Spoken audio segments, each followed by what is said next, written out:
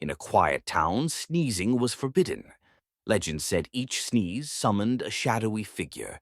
People lived in fear, stifling every urge. One day, a curious child, unaware of the myth, sneezed loudly. The town held its breath. Instead of a shadow, a gentle breeze swept through, carrying the scent of flowers. The townsfolk realized sneezing wasn't a curse but a blessing, clearing the air of fear and bringing clarity. They embraced sneezing, laughing at their old fears. The child became a hero, teaching them to question myths. Hit the like button, subscribe, and leave a comment to support us.